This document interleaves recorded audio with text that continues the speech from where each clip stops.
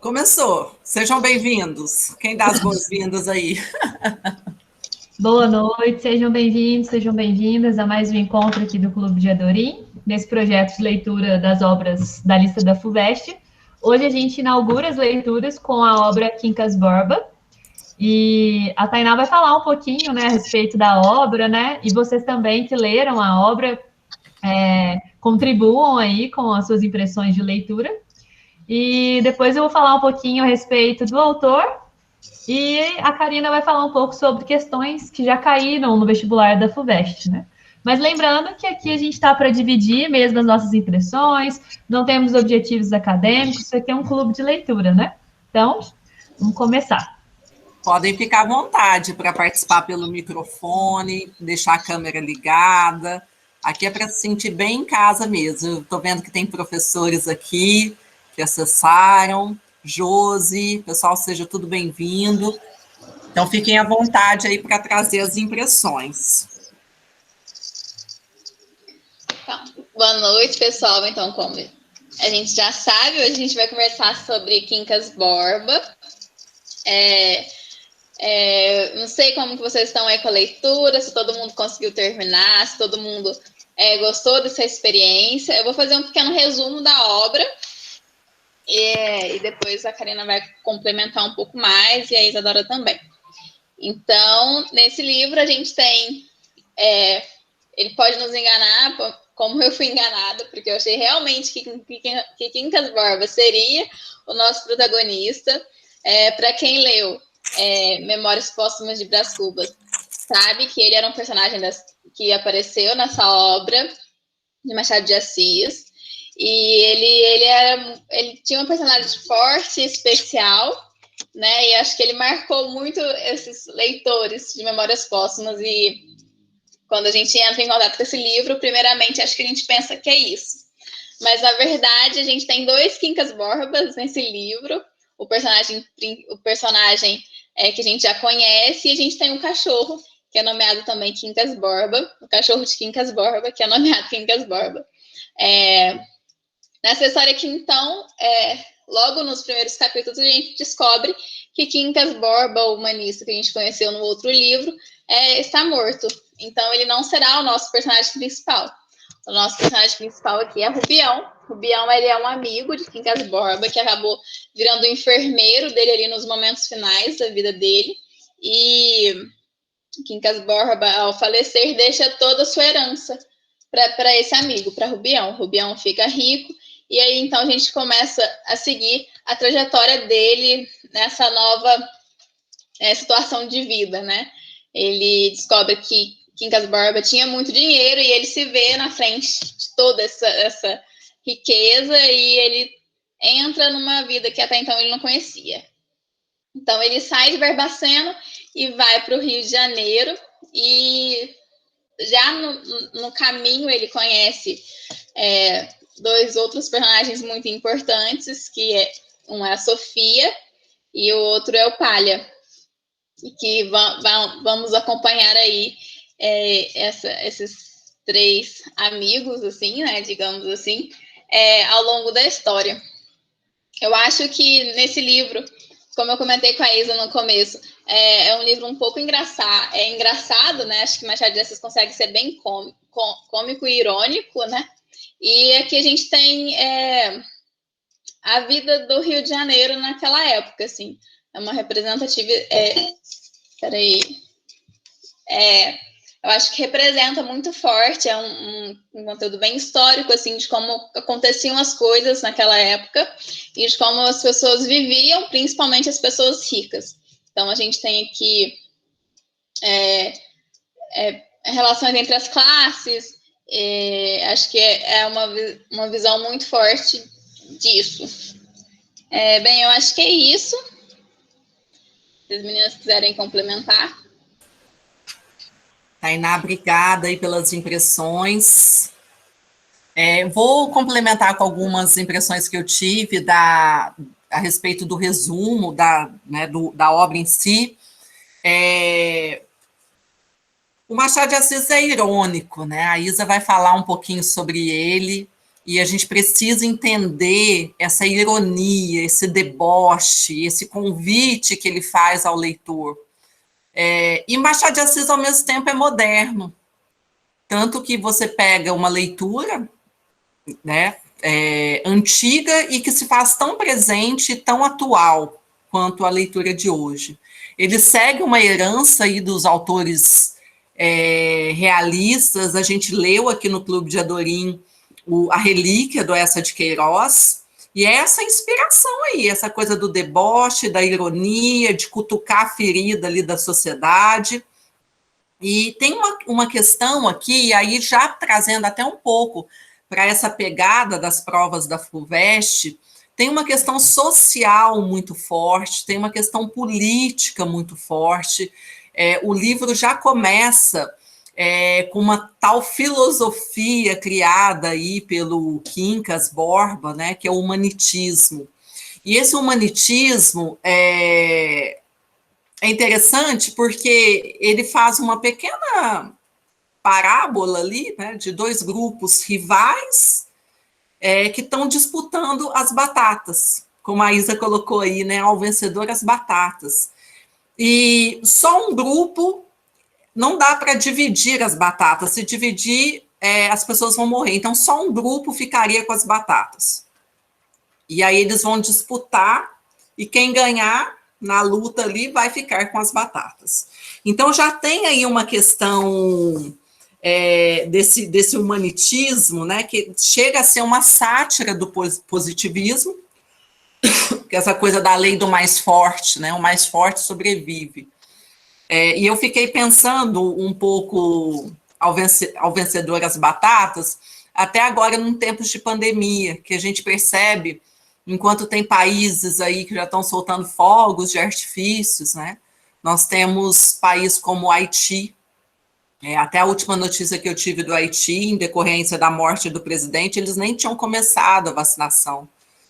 Então, eu fiquei pensando nessas batatas, relendo essa obra nos tempos modernos, né, nos tempos atuais, como essa vacina, né?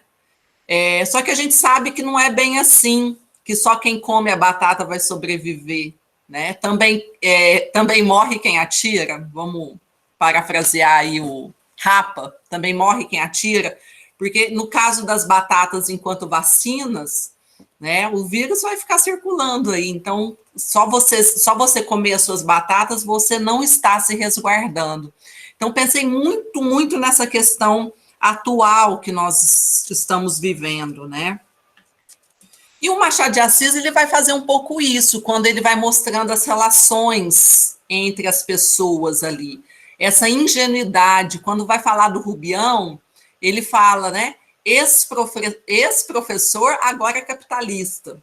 Só que ele não tinha a malícia ali do universo dos capitalistas. Então, já na ida dele para o Rio de Janeiro, ele já conhece o Palha com a Sofia, e os dois, ele já fala que ele está indo lá receber uma herança, e ali ele já começa a ser ludibriado.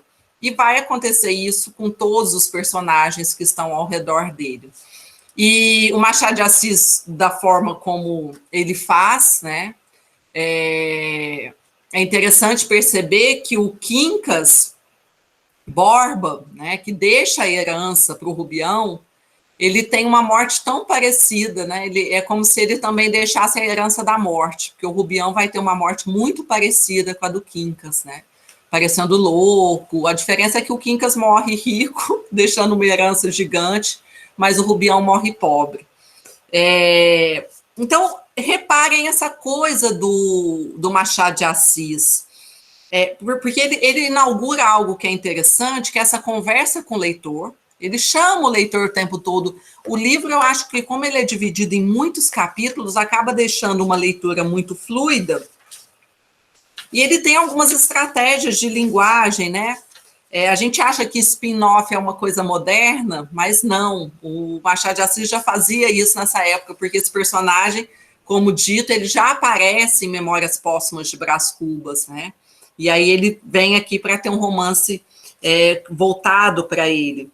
E aí o Machado ele vai ter essa coisa, né? Lá no capítulo 3, ele já faz um flashback.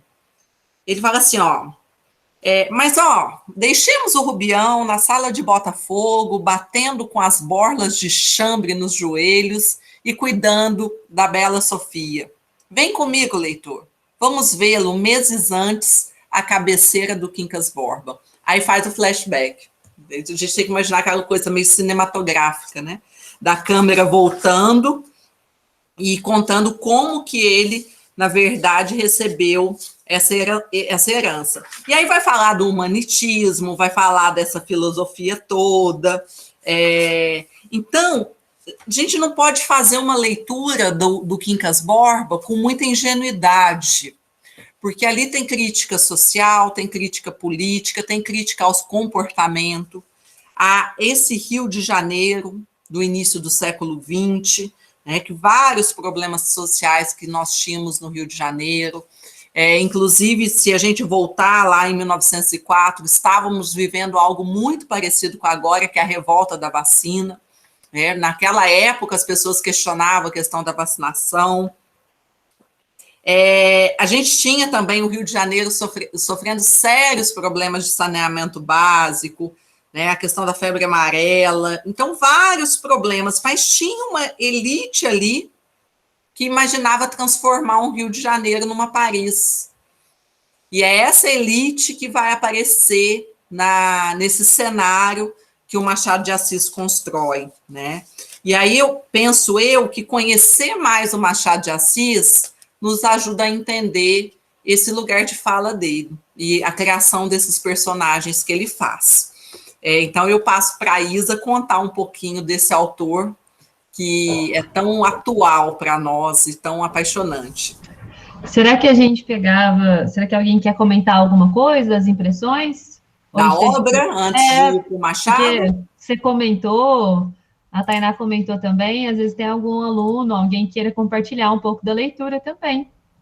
Eu posso falar depois, ou posso falar e a gente deixa tudo para o final. O que vocês acham?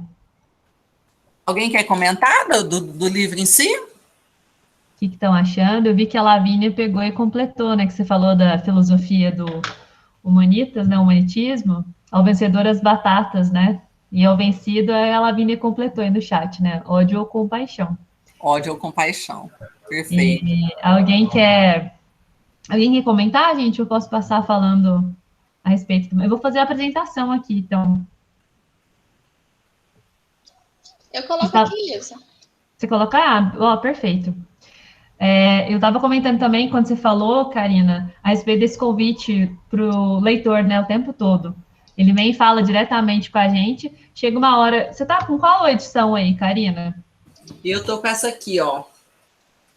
Foi até baratinho. Eu estou com essa da Penguin, que é maravilhosa. Príncipes. Qual? Sim. Penguin. Ela é maravilhosa. Essa aqui eu peguei que ela tem questões de vestibular comentadas. O prefácio dele também é muito, muito lindo também.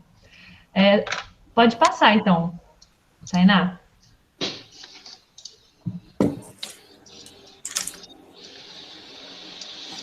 Então, para a gente começar, eu coloquei aí a série de coisas que o Machado foi, né?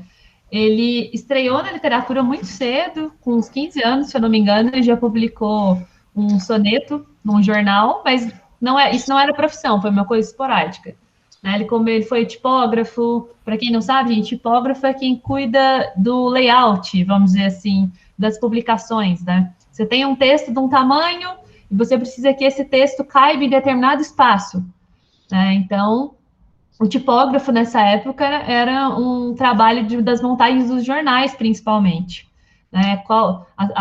O tamanho da fonte, que fonte usar. Né? Então, ele começou como tipógrafo, depois ele trabalhou como tradutor, ele foi revisor, ele foi bibliotecário, né? Aí ele foi escritor, começou a publicar com frequência, e depois ele foi um burocrata também, porque ele teve ali papéis dentro do governo também. Né? Ele nasceu no Rio de Janeiro, em 1839, então isso que a Karina falou, dessa exposição da realidade das coisas, do Rio, como era, tem a ver com esse local de nascença dele. O Machado conhecia muito bem o Rio, né? E ele é filho de um brasileiro com uma açoriana, então ele é a mistura aí do Brasil com Portugal. O Machado, ele teve a infância dele e a juventude muito marcada por perdas, por sofrimento. Ele perdeu a irmã, depois ele perdeu a mãe, depois passou um tempo, ele perdeu o pai também. Então, é bem trágico, assim, esse princípio da vida dele. E também ele é de uma origem humilde. E uma coisa que eu não coloquei aqui, ele é filho de um brasileiro e ele é neto de escravo, né? E coloquei aqui embaixo que em 1856 ele estreia aí como aprendiz de tipógrafo na Tipografia Nacional, ele entra para a imprensa nacional, e é dessa imprensa nacional que ele conhece o Manuel Antônio de Almeida, que é o autor de um outro livro muito famoso, que é o Memória de Sargentos de Milícias. Pode ir para frente, Tainá. Em 1869, a sorte começa a sorrir um pouco mais para ele. Ele se casa com a Carolina Augusta Xavier de Novaes, que é a sua companheira de toda a vida. Eles têm um relacionamento aí de muito sucesso, ao que eu já li a respeito. O primeiro romance dele, gente, foi publicado em 1872, que é o Ressurreição. Antes disso, gente, eu pulei aqui as publicações, né? Falei sobre o primeiro soneto que ele publicou na juventude, e depois eu já fui para o primeiro romance. Mas esse cara, ele publicou tudo, todo tipo de texto que você imaginar. Ele publicou teatro, ele escreveu peças de teatro, ele escreveu contos, escreveu crônicas, todo tipo de texto, todos os gêneros que você imaginar literários, o Machado passeou por todos eles de maneira muito brilhante, né? E aí, o primeiro romance em si é o Ressurreição, que ele publica em 72. Depois, ele publica A Mão e a Luva, Helena e Yaya Garcia, em 74, 76 e 78. Todos esses 3 romances, gente, eles foram publicados primeiramente em folhetim. Vocês sabem o que é folhetim? Vocês já ouviram essa expressão, o folhetim das 9? Vocês sabem o que é folhetim? A Lavínia colocou que sim. Então, conta pra gente, Lavínia. Conta aí, Lavínia. Sei, mas não quero falar. Folhetim era nos jornais, né, que eram publicados, como uma novela, só que escrito. Cada dia ou cada semana ia ser lançado um novo capítulo. Exatamente, é bem a estrutura da novela de televisão mesmo, né? A publicação é feita em partes. Os romances eles não eram publicados diretamente em livro. Primeiro, eles eram publicados em capítulos dos jornais, como a Lavínia falou, e depois esses capítulos eram reunidos e publicados em formato de livro. Por isso eu comentei, quando eu estava batendo um papo aqui com a Tainá no começo, né? Que foi ali a consolidação da profissão escritor e o início também da relação escritor-leitor.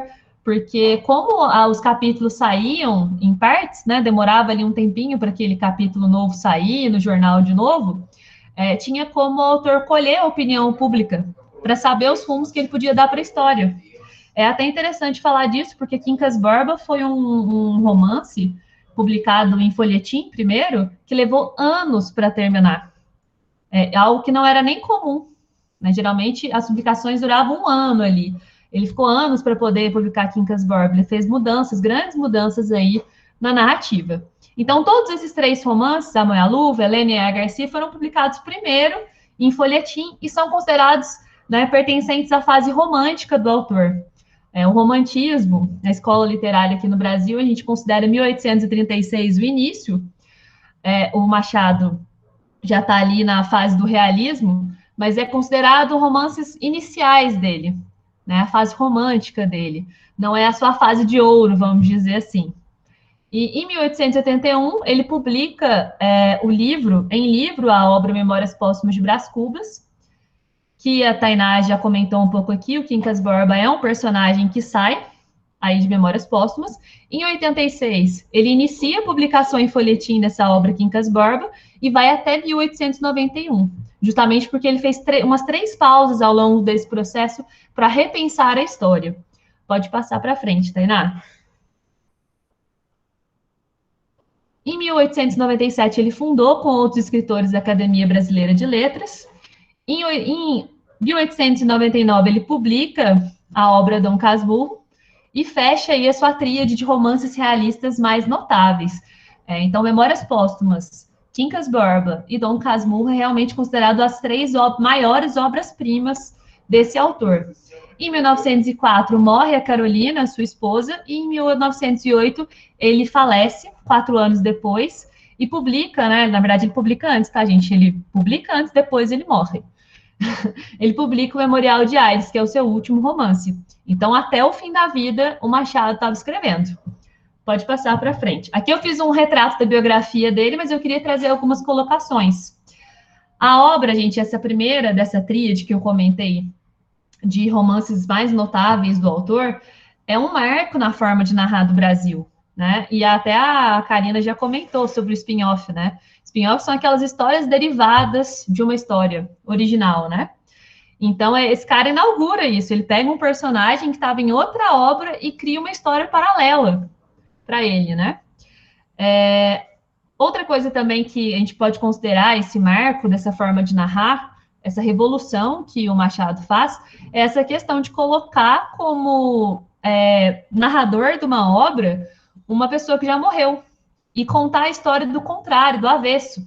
Ao invés dele contar o início da vida dos personagens, ele começa a história pela morte, né? Ele fala que ele não é um autor defunto, ele é um defunto autor.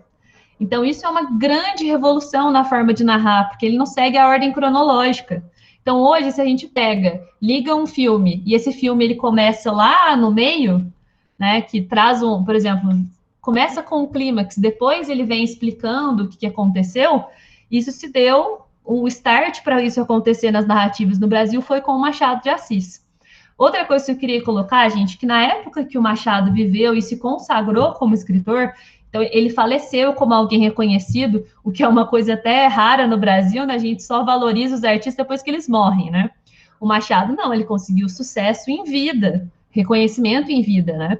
E ele viveu e se consagrou num Brasil escravocrata. A abolição só veio em 1888, ele era neto de escravos, inclusive. E a imagem do Machado de Assis sofreu um embranquecimento ao longo da história. A gente tem várias representações, inclusive em todos os livros didáticos que eu tenho aqui em casa, versões mais antigas que eu tenho da editora Ática, dessas obras clássicas também, a gente vê a foto do Machado branco. Ele era neto de escravos, o seu pai era um homem negro, né? E uma das acusações que as pessoas fazem a respeito da obra, né, do Machado, é dizer que ele não militava pela causa negra nas suas obras. Mas é interessante que pode até não haver essa militância explícita, porque não é típico do Machado de Assis ser explícito, inclusive. Ele faz a mais fina ironia mesmo. Né? Você vai ali conhecer, se a gente pegar e olhar os personagens principais dos romances deles, desde o Memórias Póstumas, né? O Brás Cubas, se a gente pegar o Bentinho, do Dom Casmurro, a gente vai ver personagens, o próprio Rubião também, personagens fracos. Né? Ele pode não militar diretamente ali da questão da causa negra, mas ele faz uma crítica muito grande à burguesia do Rio de Janeiro. Esses personagens principais deles são personagens fracos, que não conseguem nada direito na vida, que definitivamente não representam grandes heróis. E isso é uma coisa para mim muito interessante. E outra marcação que eu faço sobre o Machado é essa questão dos narradores, gente. Se você pegar Memórias Póstumas de Brás Cubas, se você pegar o Bentinho, né, que é quem narra Dom Casmurro, e se você pegar o Quincas Borba, que é a nossa obra em questão, que é o próprio Machado que narra, né, ele chega a falar, né, se você leu o Memórias Póstumas, me fez esse favor, né, então eles colocam como narrador ali, você vê esses narradores nada confiáveis. Né? A gente tem um Dom Casmurro com toda uma visão da história a partir de Bentinho. A gente tem aqui no Quincas Borba um narrador que conversa diretamente com você e chega a dizer o que você, como leitor, pensa. Então, essa coisa dos narradores nada confiáveis também é uma coisa que me chama muita atenção. Eu trouxe aqui, pode passar para frente, Tainá, um comercial da Caixa, para vocês verem essa questão do processo de embranquecimento. Não foi só o Machado que passou por isso, a Maria Firmina dos Reis também é uma das autoras negras que passaram. Se você procurar Maria Firmina dos Reis no Google, você vai achar uma série de fotos dela branca, e ela era uma escritora negra. Tainá, você pode dar um play só para... Eu acho que não vai ficar sem áudio. Se você parar de apresentar e apresentar em só uma guia... Não, acho que vai ficar sem o meu computador mesmo, horrível.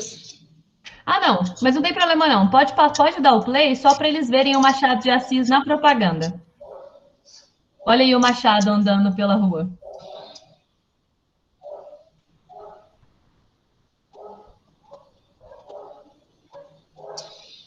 A Caixa faz uma propaganda comentando que o Machado de Assis era uma das pessoas que tinha conta na Caixa, né? Então aí o Machado da Caixa.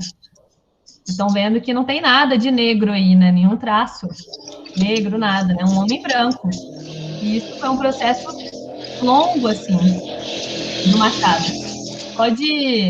Pode pausar, Tainá, que deu para os meninos, ainda que vocês não ouviram, né? E aí tem até uma charge, né? Por que eu estou branco no comercial da Caixa? De vergonha da equipe de pesquisa.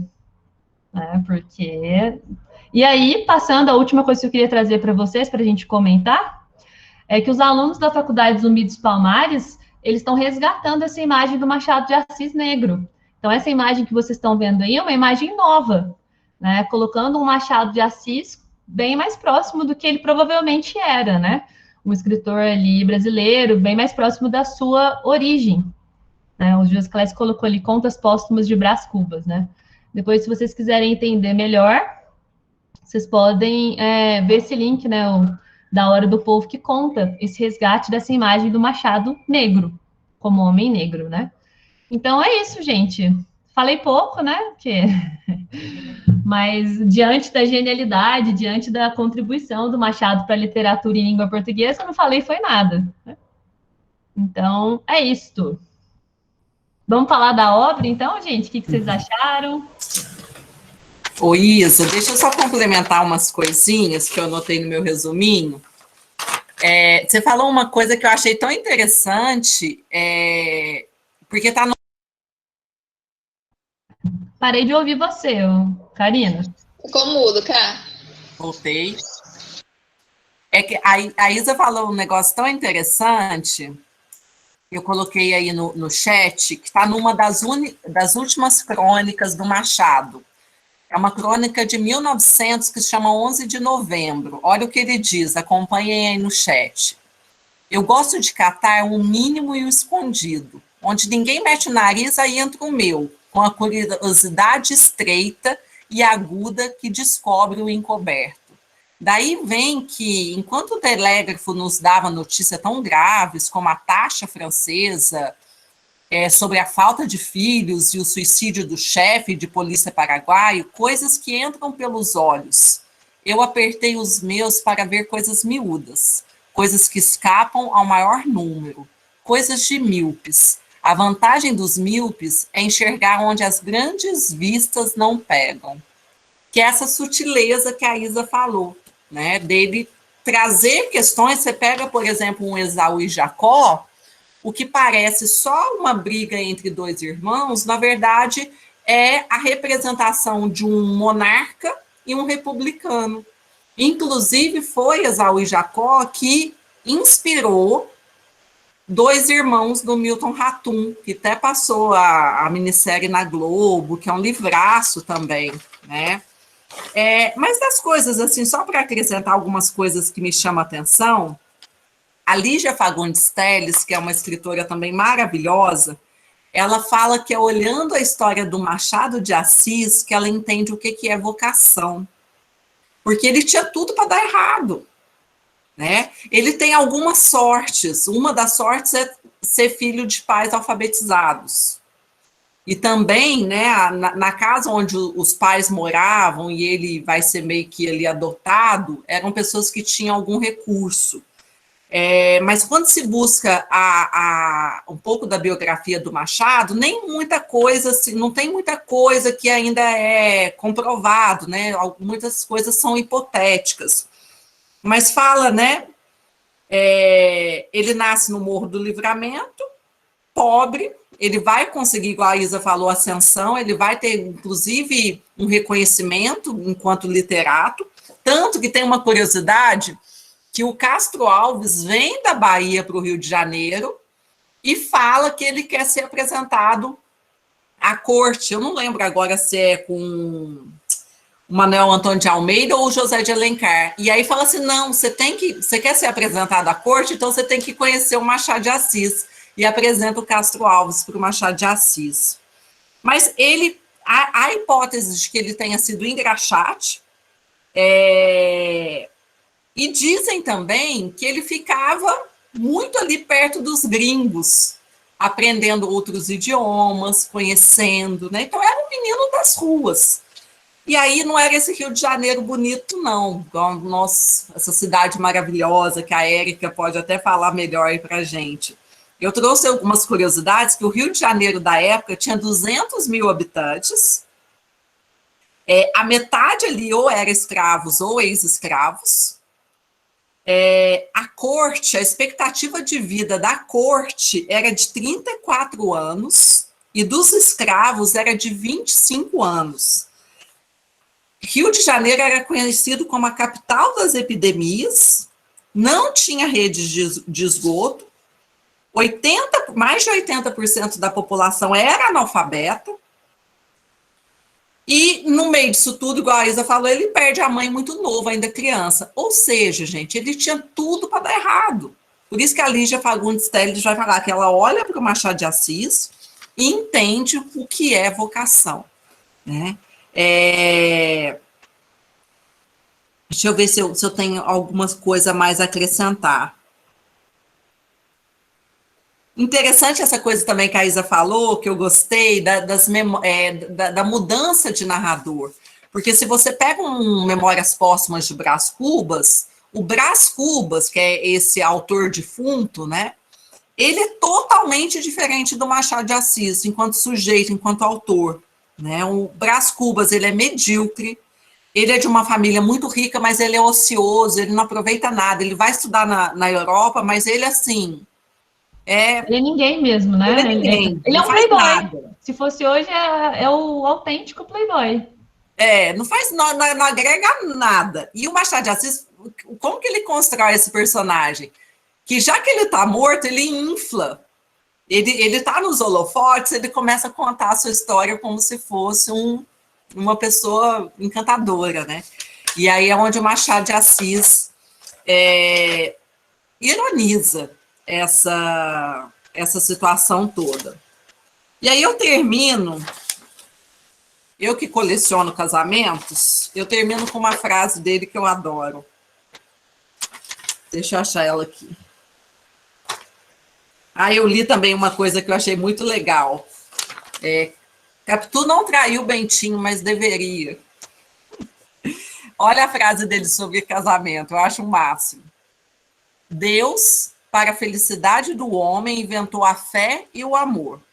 O diabo, invejoso, fez o homem confundir fé com religião e amor com casamento. É isso. Aberto aí, pessoal, para quem quiser acrescentar, comentar. A Érica tá te zoando aí, tanta coisa para você colecionar.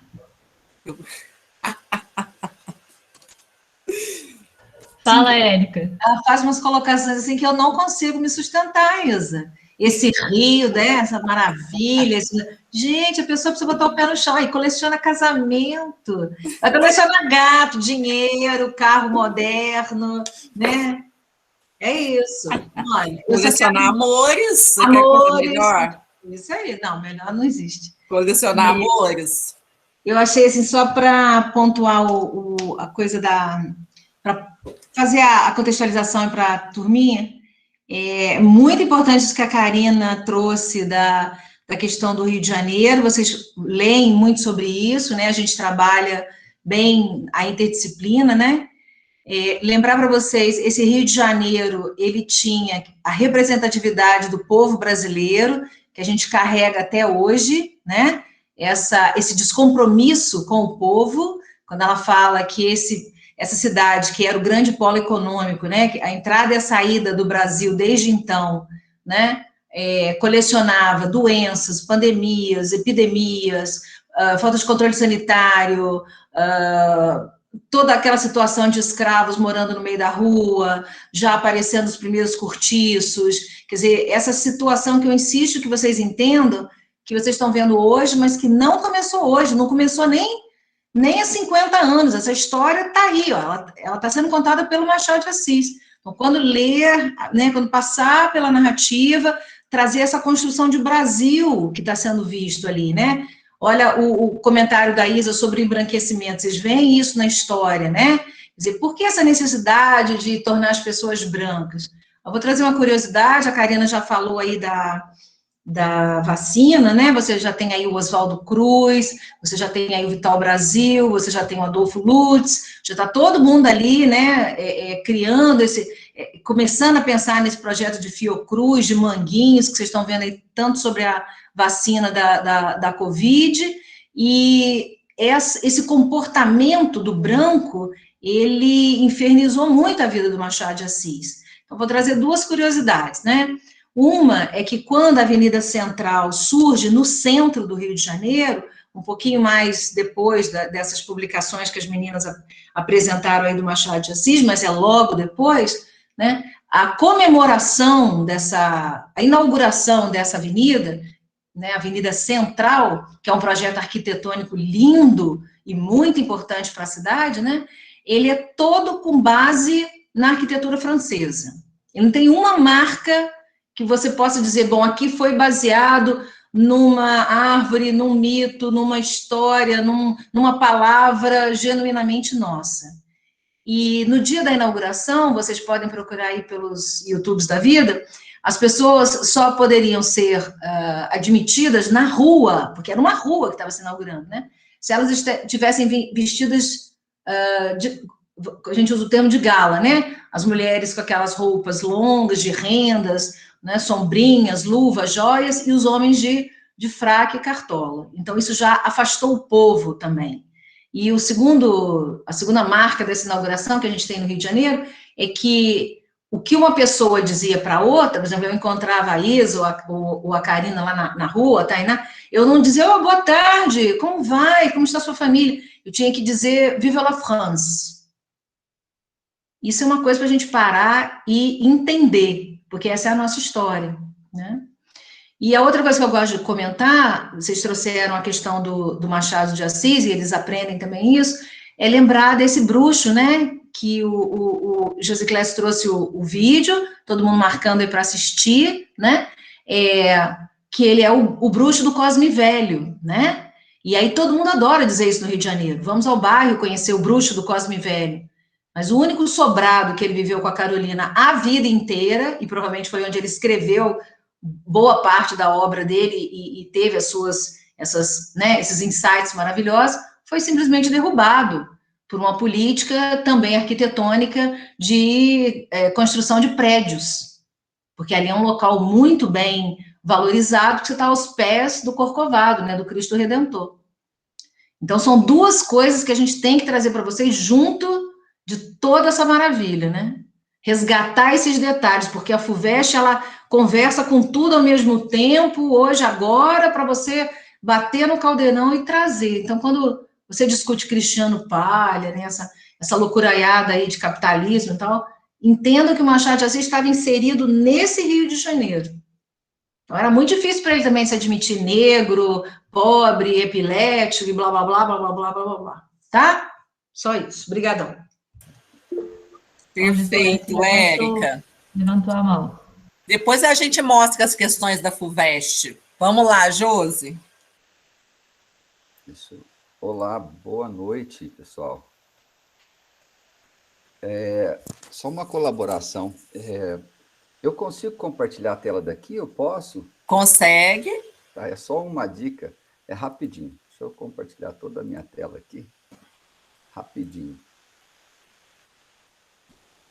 Deixa eu pegar aqui. Isso aqui é anotações que eu gostaria de sugerir, né? Que quem está lendo agora, né? E o vestibular é no segundo semestre, eu acredito que faz, de qualquer maneira que você julgar.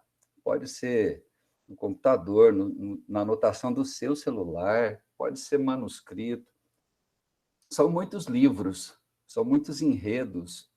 É comum que a nossa memória turbulenta, com tanta informação, possa se perder aí, lá no momento da prova.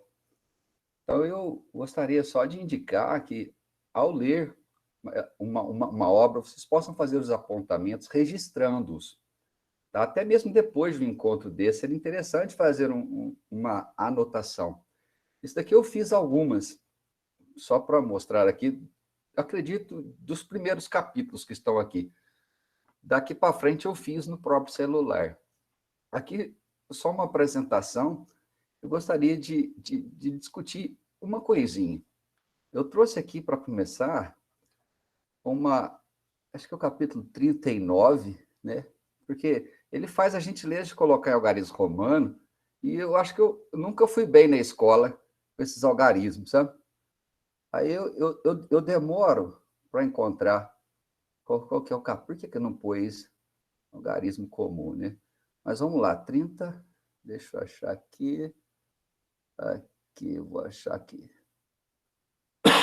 O nosso Machado, ele coloca assim, o que é o tempo para o Machado, né? Deixa eu achar aqui, só um instante, aqui. Vocês vão notar aqui, eu não sei se está pequeno aí, se dá para ver, deixa eu aumentar mais aqui, ó. Aqui eu coloquei, ó, para nós, se fôssemos definir o tempo, nós falaríamos, como seres mortais, que o tempo é o passar dos dias, das horas, como a gente marca os nossos compromissos. Mas para o escritor de Machado é diferente. Para ele, o tempo é um escultor vagaroso. Olha que beleza que a gente encontra no meio da literatura do Quincas Borba de Machado de Assis. Eu não encontrei, até hoje, um escritor tão afinado quanto aos recursos de linguagem, quanto ao Machado. Se a gente pega... Eu tenho essa edição que a Isadora falou, a edição mais antiga, de editora Ática, eu tenho aqui, que eu ganhei da minha mãe de presente, e a gente vai rabiscando. Se você Ô, Josi, Oi. Mostra atrás aí o Machado. Ah, tá. Essa edição é muito boa aqui, ó. Tá dando para ver? Tá. Do meu ainda tem ele branquinho mesmo, a foto não é nem preto e branco. Esse aqui tá meio rosa. Mas veja, é uma edição muito boa. Mas vocês observam que para ler Machado é uma leitura calma, uma leitura que exige muito da gente, porque cada obra dele são muitas teses que podem sair dali. E o que eu chamo a atenção é para esse registro e chamo a atenção para a leitura minuciosa, atenta. Ele exige que nós sejamos atentos aos recursos de linguagem que ele nos mostra, ele nos presenteia. Por exemplo, essa metáfora linda, o tempo é um escultor vagaroso. Ou ainda um eufemismo que hoje eu considero uma comicidade. Eu acho Machado muito cômico. E eu tenho estudado ultimamente sobre o riso e eu aprendi algo interessante que fala assim, ó, o personagem cômico é aquele que corre atrás do ideal e tropeça na realidade. O personagem cômico corre atrás do ideal e tropeça na realidade. O nosso Rubião não deixa de ser cômico. Ele é muito engraçado, ingênuo. Principalmente quando começa a variar, né? Quando começa a deixar a realidade e achar que está na corte do imperador. É muito interessante, é muito engraçado aquilo. Eu digo cômico no sentido da inteligência pura, não do sentimento. Então, o Machado é cômico. Observemos aqui, por exemplo, esse exemplo de eufemismo, que o grifo meu eu chamei de eufemismo irônico. As senhoras casadas eram bonitas. Mesmo a solteira não devia ter sido feia. Aos 25 anos, Sofia primava entre todas elas. Olha só. E aqui também algo que eu quero destacar Veja bem, essa dona Tonica que aparece no texto, ela é cômica, né? Porque ela passa ali com seu pai, com o Major Siqueira, né, por situações embaraçosas. A gente sabe que a hora que ela arruma um noivo, depois de tanto tempo, infelizmente, ela não, mesmo assim, ela não consegue casar, né? Uma parte trágica, o noivo vai e falece, ainda não consegue casar. Olha como a ironia fina e sutil do Machado entra aqui. 3 eram casadas, uma solteira, ou mais que solteira. Contava 39 anos e uns olhos pretos, cansados de esperar. Dizer que a dona Tonica, cansada de esperar. Mais para frente, ele fala também do aspecto físico dela, né? Fala dos aspectos físicos. E veja bem isso aqui, sobre os morangos, né, que o nosso Rubião recebe, e que ele julga ter sido da Sofia, né, que mandou um bilhetinho para ele. Um dos amigos do Rubião chega a dizer assim, que os morangos enviados por Sofia cheiram a alcova de donzela e a latim de padre. É uma delícia poder ler esses e outros trechos que vocês certamente vão resgatando. E mais uma coisinha, a intertextualidade de Machado é fenomenal. Ele intertextualiza com a Grécia Antiga, né? Ele intertextualiza com os mitos até. Por exemplo, intertextualidade com o mito de Diana, né? Que ele nos provoca. Ler o Machado nos provoca a ler outros cenários, a estudar outras literaturas. E só mais uma coisinha, se vocês me permitem, há um trecho, esse trecho aqui, que fala muito da genialidade de construção do Machado. Ele diz assim, ó, Rubião era mais crédulo que crente. Não tinha razões para atacar nem para defender nada. Terra eternamente virgem para se lhe plantar qualquer coisa. A vida na corte deu-lhe até uma particularidade. Entre incrédulos, chegava a ser incrédulo. Olha, só nesse trechinho, ele utiliza tanto recurso de linguagem que deve ser natural, deve ser tipo um repentista da linguagem, porque, olha, Rubião era mais crédulo que crente. Aqui ele não cita o Rubião de novo. Rubião não tinha razões para atacar nem para defender nada. Ele não cita Rubião de novo aqui. Rubião era a terra eternamente virgem. Ele só cita aqui e não cita Rubião logo à frente. Isso é um recurso de linguagem, né? Nós temos aqui uma espécie de zeugma, né? Ou uma espécie de elipse. Depois vocês podem procurar um recurso de linguagem que Machado usa. E isso é de uma categoria que nós conseguimos enxergar em poucos escritores. E outra, no meio aqui ainda coloca uma espécie de metáfora. Rubião era terra eternamente virgem. Se você quiser considerar até o eternamente como um processo hiperbólico, eu posso. Né? Aí nós observamos que eu não estou diante de um escritor qualquer. Né? Deixa eu parar esse compartilhamento aqui e voltar só para mostrar para vocês o quanto que o Machado ele é respeitado até hoje. Olha, esse cara aqui, ó, autor desse livro chamado Machado de Assis, historiador. Machado de Assis, historiador. É de um historiador chamado Sidney Chaub. Ele utiliza as obras do Machado de Assis para retratar o século XIX. Então, embora vocês falaram, acho que foi a Isadora, que o Machado não é direto, né? Ele não fala diretamente, mas está tudo ali, nos contos dele. A Rua do Ouvidor está ali, né? As ruas do Rio de Janeiro daquela época estão ali. Os costumes estão ali. A escravidão está ali, ele fala de escravidão. Ele fala dos conflitos, ele fala da república, fala da corrupção. Você lê o conto dele, A Sereníssima República. Ele é tão atual, né? Então, esse outro aqui dele também, A História Contada, ele vai pegar livros de um Machado de Assis para poder fazer a releitura. Então, vocês estão diante de uma preciosidade. Né? O Machado teve o livro, o ano passado, esgotado na tradução norte-americana. Aí você tem noção do nível de autor que nós temos a oportunidade de discutir. Então, o Quincas Borba é o retrato do século XIX. Nós, professores, sabemos disso. Não sei vocês, se vocês são bons com as finanças. Eu não sou. Nem quero ser. Que um corretor tome conta disso para mim. Porque senão eu torro tudo. Não sei. O professor não sabe mexer com muito. Não, mas professor da nossa área, eu acredito. Né? Mas o nosso Rubião, coitado, como vocês já colocaram aqui no chat, é convertido de professor a capitalista. De modo assim, súbito, ele é colocado no topo da pirâmide financeira. E ele não sabe o que faz com aquilo. E não faltam oportunistas, como é o casal Palha e Sofia. Né? E ele, muito ingênuo, já vai contando. Mais uma vez, nós vemos também, nós conseguimos identificar o fetiche que Machado tem pelos olhos, né? Os olhos de Sofia. Ah, esses olhos de Sofia. Igual os olhos de Ressaca de Capitu.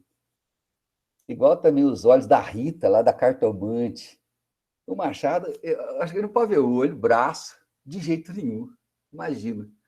Então, o nosso Rubião, ele é levado a um processo de loucura.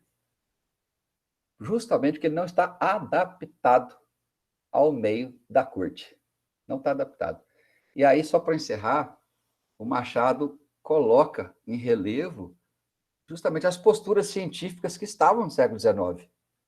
Por exemplo, eu posso associar o evolucionismo de Darwin como sendo um objeto desse Rubião. O Rubião, por exemplo, é uma presa fácil. Ele sai do seu hábitat, do seu nicho natural, que é Barbacena, é levado para a corte, lá é cheio de predador, ele está fora do seu ambiente de entendimento, ali ele fica louco, é presa fácil. O Palha, aos pouquinhos, rouba tudo. Sofia também, que não é boba, né? Nem nada. Os dois acabam saindo muito bem. E o nosso Rubião, nós já sabemos como é que termina. As maiores penas que eu tenho são para o cachorro. Essas são. Isso deu dó. Obrigado. Ô, Karina. Sim. É engraçado, né, que a gente está falando, eu comentei, você comentou, o José agora acrescentou também a respeito dessa questão de como que ele representa o social, o histórico ali do Rio de Janeiro, mas o que eu acho mais forte é que ele representa também o psicológico. O modo de, alienista. É o modo de pensar daquelas pessoas, né, com os valores daquelas pessoas, né, isso é muito mais forte do que só a descrição do lugar, a descrição como as coisas funcionavam, né, então essa coisa dessa representação psicológica das pessoas que viviam nessa época, a gente vê essa questão do francês, né, da França, que a Érica trouxe, né, a Sofia comenta da importância de saber falar francês, porque ali, culturalmente, a França meio colonizou a gente. Então, e o francês para quê? Para o matrimônio, né, para os galanteios e para os modismos, né? Porque eu comentei que o realismo do Machado é meio implícito ali, né? Ele não é um realismo tão escancarado, né? Eu queria comentar a respeito, por exemplo, da mudança social da Sofia com o Palha. Existe uma mudança de casa deles, eles mudam de casa, eles mudam de bairro, e isso é colocado na história de maneira super sutil. É um comentário que faz, né? Agora, eles estão num baile, ali com a Maria Benedita, e aí o Rubião ainda fala, por que vocês vão embora? Vocês estão morando perto agora. Né? Vocês moram perto aqui, então eles têm uma mudança. E essa mudança representa a ascensão social mesmo do Rubião, da Sofia com o Palha. E isso não é colocado de maneira estrondosa, a gente não vê essa ascensão financeira desse casal de maneira agressiva, nem nada, é colocado ali nas entrelinhas para a gente ver, né? Outra coisa que eu acho muito, muito forte, assim, é essa questão do matrimônio também. Todas as mulheres estão sendo retratadas ali em volta da questão do matrimônio, né? E aí tem aquela frase super icônica, né, da dona Fernanda, né? O marido, ainda que mal, sempre é melhor que o melhor dos sonhos. né? Essa coisa do matrimônio real, né? Até um marido ruim é melhor do que qualquer coisa, né? E outra coisa que eu queria comentar, apesar de eu ter falado muito, é o tanto que a Sofia e o Palha, eles são muito sedutores. Eu consigo materializá-los, assim, na minha cabeça. É engraçado porque a gente sabe que a Sofia é uma mulher morena, né? De cabelo escuro, de olhos escuros e tal. Só que na época que eu li pela primeira vez, eu estava assistindo O Alienista, a série. Vocês já assistiram na Netflix? Não. É super legal, recomendo. Tem 2 temporadas, é bem legal. E comenta do médico, alienista, não é relacionada ao livro do Machado. E a atriz que faz é a Dakota Fanning, que é aquela menina bem branca, do cabelo loiro, do olhão azul, e eu só consigo imaginar a Sofia como se fosse ela. E aí eu queria saber se vocês têm isso também. Vocês têm facilidade de imaginar como é descrito ou vocês associam com alguém, gente, os personagens? Eu também, pior que eu também vejo a Sofia como uma pessoa loira, mesmo sem ter assistido essa série que você falou, não sei. Acho que quando começou a falar dela, eu já imaginei ela loira, e mesmo eu lendo Olha que ela é louco. morena, não funcionou mais. Eu tava assistindo a série e eu só consigo ver, eu só vejo a Sofia como se fosse Dakota Fanning. Como que é o processo de vocês? Vocês conseguem imaginar alguém do zero, mesmo a partir da descrição? E por que a gente imaginou ela loira, gente? Eu tenho a desculpa que eu tava assistindo essa série. Eu não sei, eu acho que depende muito de obra para obra, mas eu já imaginei ela com aqueles cabelos bem cacheadinhos de época, que eles faziam aqueles cachinhos, sabe? E eu imaginei muito o rosto do Machado de Assis contando a história, muito ele como narrador. Eu acho que essa parte da ascensão que vocês comentaram, né, que é muito sutil, a queda também dos outros personagens da mesma forma, né? O Major Siqueira e a Dona Tonica, eles ficam praticamente, tipo, quase passando fome lá, e isso mal aparece. Aparece que eles vão mudando de casa e mudando de bairro cada vez para um bairro pior, né? Essa coisa das aparências, né? Mas o Josi falou uma coisa interessante, a Susan Sontag, né, que eu acho que é um grande nome norte-americano, era fanzaça do Machado de Assis também. E tem uma curiosidade, porque é uma frase que eu amo, do Drummond. O Drummond não gostava do Machado, né? Depois ele fala que ele redescobre o Machado de Assis, e aí, né, fica apaixonado pelo Machado de Assis. Aí ele fala, que eu acho bonito, né? Nenhum amor dispensa uma gota de ácido. Né? Tudo bem eu ter falado mal dele, né? E só para compartilhar, eu comprei recentemente, eu achei muito linda essa edição dos 50 contos de Machado de Assis, da Companhia das Letras. Achei bem, bem linda, assim, para quem gosta, né? Pessoal, quer comentar? Podemos ir para as questões. A gente está falando, e o pessoal que leu, quais são as impressões?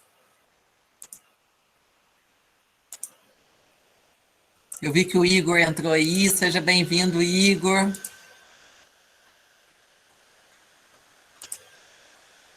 Você falou dessa gota de ácido, né? De fato, ali, eu falei, o casal é muito sedutor, e eles usam dessa sedução, né? Para, inclusive, manipular as pessoas, né? Ele exibe a Sofia, né? O decote e tudo mais. No início da leitura, eu vou ficando apaixonada por eles também, né? Com a confiança. Tipo, eu exponho ali, mas é minha, né? E é meu. Eu acho isso muito, muito forte. Bom, gente, parar de falar, vamos para as questões da FUVEST aí, senão a gente fica aqui. Eu não vou me ater muito, não, vou passar mais rapidinho. Vê se vai aparecer para vocês em tela cheia. Está aparecendo, sim. Ótimo. Então, só para a gente lembrar, pessoal, que esse projeto do Clube de Adorim é um projeto paralelo ao clube, né? Lá no clube, atualmente, nós estamos lendo Torto Arado, do Itamar Vieira Júnior, nosso encontro é em agosto. E a gente fez esse projeto em parceria com o Cefet, convidamos alunos do Instituto Federal de Três Corações e da região. É um projeto aberto à comunidade. E o nosso objetivo é, até novembro, lermos todas as obras da FUVEST. Então, já fica o convite para vocês agora, que o próximo encontro é desse grande Graciliano Ramos, e esse é um livraço, gente. Gostei muito de ler Angústia, e já fica esse convite. Daqui a pouco eu vou passar para vocês a data. Deixa eu só avançar aqui um pouquinho, que isso aqui a gente já falou sobre.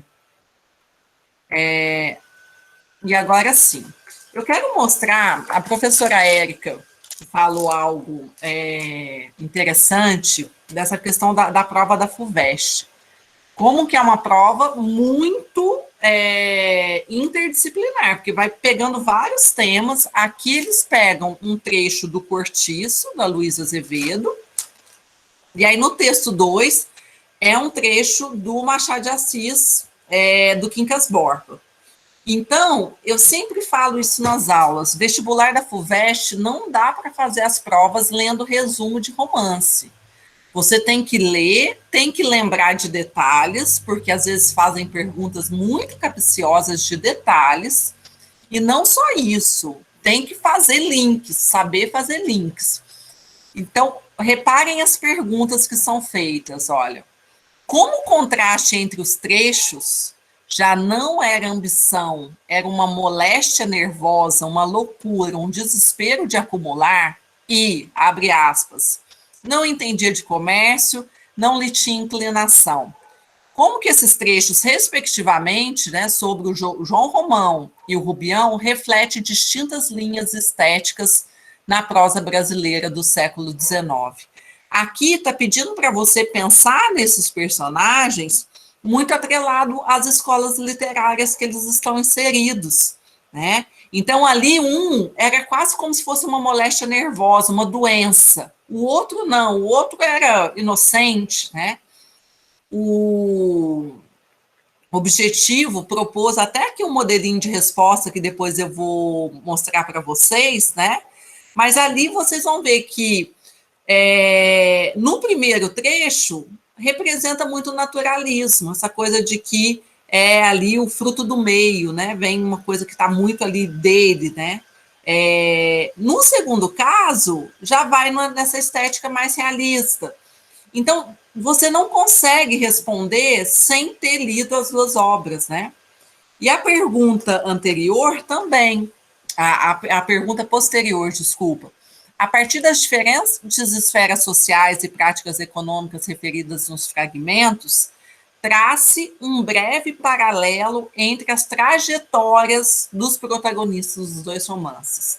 Aqui você tem que falar de forma concisa o que foi o percurso narrativo desses dois personagens, né? Aí aqui tem um modelinho também de resposta que depois eu mando para vocês, né? E na questão que caiu do último vestibular da FUVEST, tem um texto chatíssimo de ler, você fica assim, meu Deus, o que está falando aqui? Mas aí você tem que contextualizar, porque é um momento em que o Rubião, eles estão aprovando ali um texto. E aí, ele fala assim, esse texto aí ficou bom, né? Esse artigo aí ficou bom. Mas olha só um trechinho aqui para vocês, é cheio de expressões latinas, né? Os partidos devem ser unidos e disciplinados. Há quem pretenda, né? Aí vem a expressão latina, que essa disciplina e união não podem ir ao ponto de rejeitar os benefícios que caem das mãos dos adversários. Quem pode proferir tal blasfêmia sem que lhe tremam as carnes? É um artigo, aí ele usa alguma lábaro, sincofantas, usa umas palavras assim, pedantes até, né? Isso. Aí depois vem um trechinho aqui deles conversando, né? Rubião aplaudiu o artigo, achava-o excelente, talvez um pouco enérgico, aí eles ficam conversando sobre trocar uma palavra ou outra. Aqui, gente, o Machado de Assis está sendo extremamente debochado, né? Porque esse Camacho, que era o dono do jornal, e o Rubião paga para que esse jornal não feche as portas, né?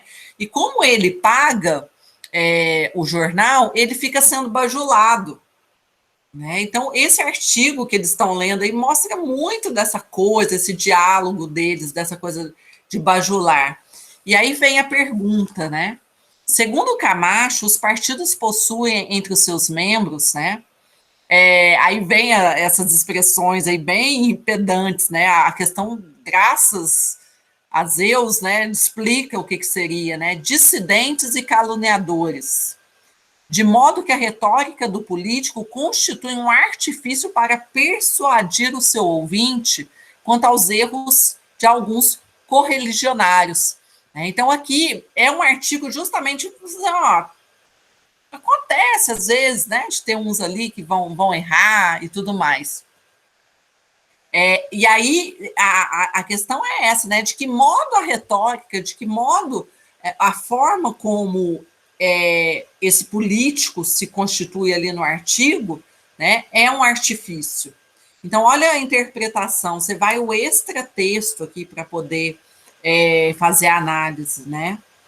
E aí depois vem a outra pergunta. A expressão latina, ai dos vencidos, lembra ao leitor a máxima da filosofia que Quincas Borba apresenta a Rubião no início do romance, que é do humanitismo, né? Como essas duas frases se contrapõem na trajetória do protagonista. Então, o que eu quero com vocês hoje, né, mostrando aí um pouco essas questões, que não dá para a gente responder sem ter lido. E não é só ter lido, é ter lido bem. Né, ter lido bem. A gente trabalhou ano passado uma obra também, o Mayombe, do Pepe Tela, que fez perguntas assim, por que os dois tretaram ali, os dois personagens? Quer dizer, se você não sabe e não se recorda daquele trecho, você não responde. E aí, aqui depois tem para vocês as respostas para que vocês possam trabalhar bem essas questões aí.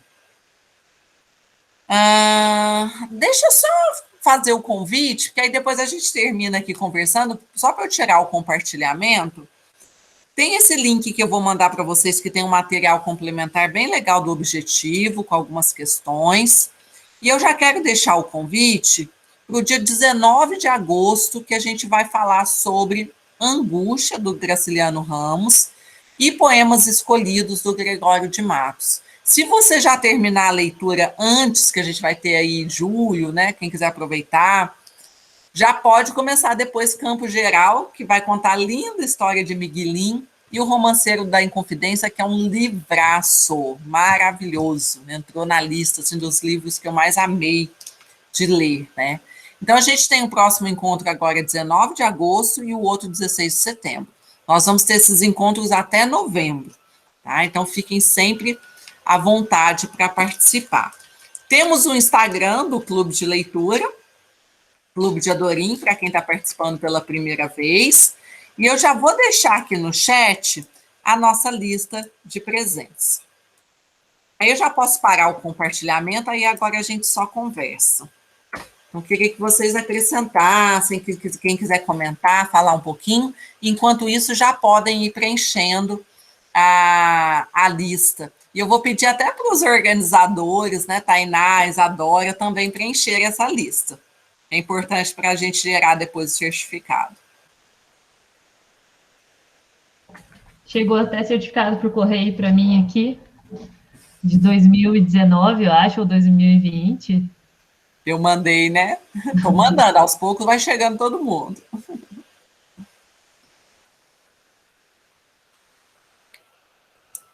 Alguém quer acrescentar algo? Os alunos ficam com vergonha, né, Érica? Tudo quietinho. Eu vou falar, mas talvez eu fuja um pouquinho aí desse contexto do vestibular. É porque eu estou lendo uma outra obra, que é o Conde de Monte Cristo, e aí eu não consigo não ver as conexões, assim, as coincidências, né?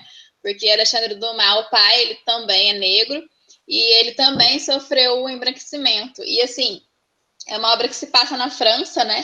Então, ele critica muito também, um pouco das mesmas críticas que o Machado de Assis faz na Sociedade do Rio de Janeiro, ele faz isso também na Sociedade de Paris, da classe alta, dessa relação com dinheiro, e aí não consigo não ver essas coincidências. E eu parei a leitura de Conde de Monte Cristo para ler Quincas Borba, e muitas das referências se coincidem, assim. Então, mitos, referências até mesmo políticas, né? Porque tem um pedaço ali das duas histórias que se passam no mesmo tempo, por volta de 1815, mais ou menos. Então, eu não consigo não deixar de ver essas coincidências. Eu adoro quando a gente está lendo obras completamente diferentes e que tem essas coincidências, assim. Mas, assim, mas é isso mesmo.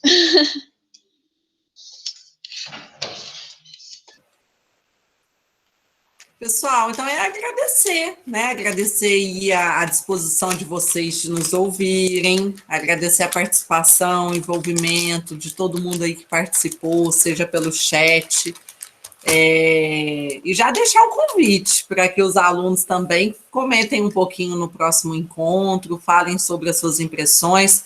Aqui, por mais que tenha alguns professores conduzindo, a nossa ideia é sempre trazer mesmo o nosso olhar, nossa leitura, não tem leitura certa, né? É trazer mesmo as impressões. A gente tem um bastidor aqui do clube, que é sempre assim, um mandando mensagem para o outro. Eu entendi, é isso mesmo, o final foi esse mesmo, como é que foi? Então, nós sempre fazemos essas trocas, que vocês fiquem sempre muito à vontade para compartilhar as impressões. Vou reforçar o pedido de que preencham aí esse formulário, que é a nossa lista de presença. Esse é um projeto de extensão do UNES e do Cefet.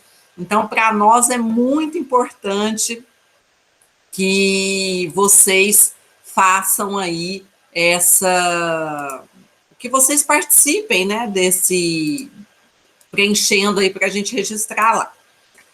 Todos os livros que nós vamos ler, Giovana, vou colocar aqui no chat. O próximo, então, a gente vai agora, só por conta do nosso tempo, a cada encontro nós vamos mesclar romance e poesia, tá? Então, para o próximo, Angústia e Gregório de Matos, lá com poemas escolhidos. Depois, Campo Geral e tal, Terra Sonâmbula e Mensagem, 9 Noites e alguma poesia. Só livraço, gente. Acho que a FUVEST é muito feliz na escolha dos livros. É só livraço. Eu quero só um minuto fazer propaganda do meu Graciliano, posso? Claro, deve. Olha, então, primeiro eu quero fazer propaganda do Lima Barreto. Todo mundo mostrou o livro aí, né? Na mesma coleção do Machado de Assis, não está na lista, mas no dia que o Diadorim fizer Lima Barreto, me liga que eu venho correndo, só para ouvir essas maravilhas que eu ouvi hoje do Machado, tá? Então, também tem, vermelhinho, igual da Karina, só que é Lima Barreto. Né?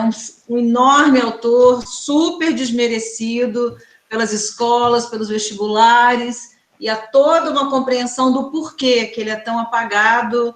Eu acho que a gente ainda pode colocar ele em algum momento aí. E no próximo encontro, vocês vão ver essa figuraça aqui, tá? Esse é o Graciliano, essa é uma das biografias, o Velho Graça. Eu pedi para fazer o Angústia, eu sou metida assim mesmo, né? Já saio pedindo, tá? Então, tá baseado, se alguém já tiver lido, é do Denis de Moraes, é considerado o biógrafo oficial dele. É facílimo de leitura, para quem gosta de biografia, então, assim, é uma viagem em Varginha, São Paulo, que você lê, né? Agora, eu queria conversar com os meus alunos. O da Isadora não é colorido? O que não é colorido? Ah, aqui? É Companhia das Letras, liga para a Lilian João e Tinda. O meu, eu não tenho esse Lima Barreto, eu tenho mesmo da Karina. Mas o da Karina é colorido, o meu não é. O meu é mais antigo.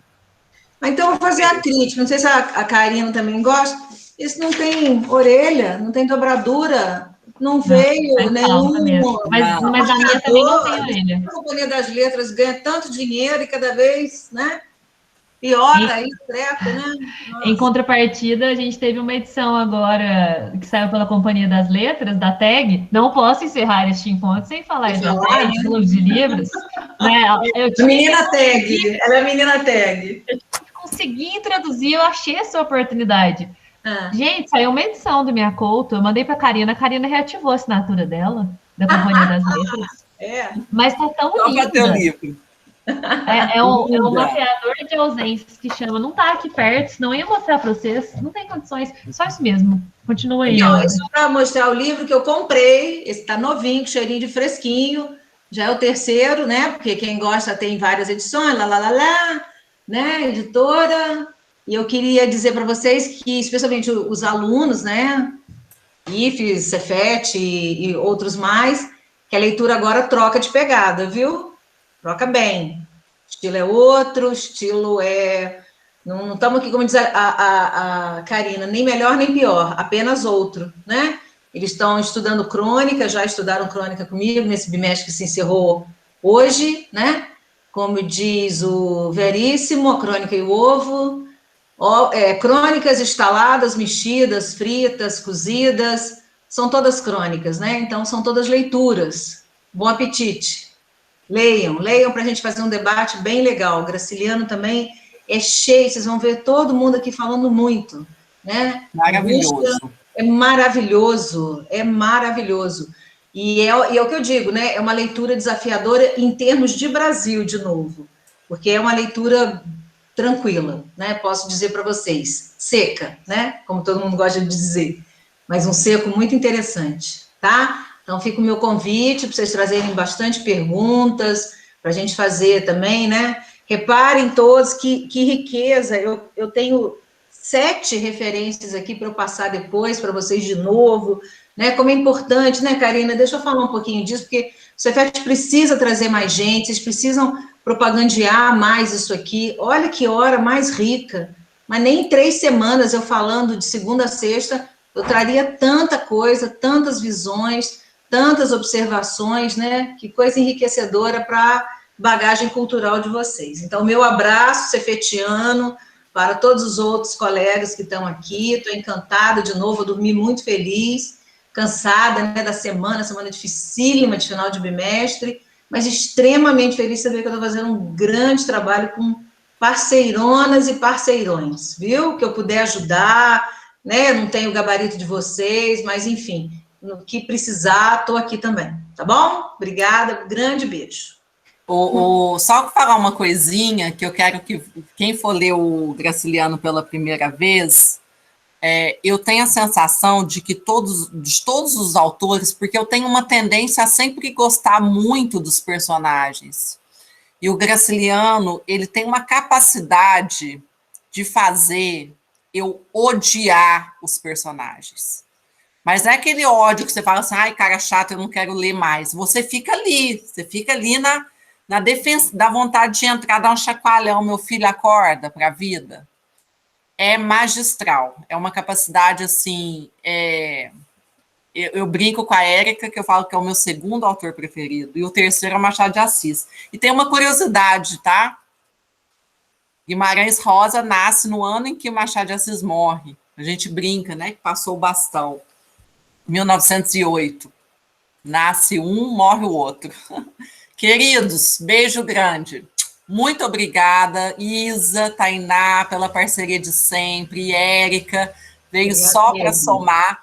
Ô, Érica, tenho mais uma curiosidade que eu quero te perguntar. Morro do Livramento, no Rio, tem outro nome hoje? Não. Ou é Morro do Livramento mesmo? Morro do Livramento mesmo. Até hoje, já foi cortado, já quase não tem. Caminho, como diz assim, é aquele bota abaixo que teve no início do século, né? O da Providência é o que vira a favela, né? Do cortiço do Luiz Azevedo, e o da Providência é o que vai dar início ao termo favela. Eu trago para vocês na semana que vem. Esse termo não existia, né?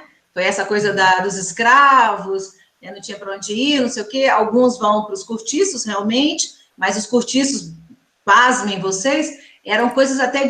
Era na pirâmide dos invisíveis, né? Dos socialmente invisíveis, era considerado um luxo, né? Então, aí, quando fazem o bota abaixo dos cortiços, aparece a palavra, a construção, né? Essa ideia semântica de favela, né? Que isso não existia nem no vocabulário da gente. É bem legal. E o Morro do Livramento é isso, né? Aquela colocação de estar ali, mas já cortou para o Catumbi. Né? Perfeito. Vou trazer que nem vocês fazem, eu não sabia que vocês faziam isso, sabe? Essas dicas de vídeo, tem uns de Rio de Janeiro no início do século, fotografias, pessoas do Rio de Janeiro no início do século, aí Marc Ferrer aos mundos, eu uso muito para as aulas deles, sabe? Eu vou trazer que a gente enriquece mais ainda o debate, né? Perfeito, tá? Érica, obrigada. Nada, querido, um beijo. Queridos, bom descanso. Para quem vai ter férias agora, boa noite. Um prazer imenso estar aqui com vocês. E até a próxima. Beijo grande.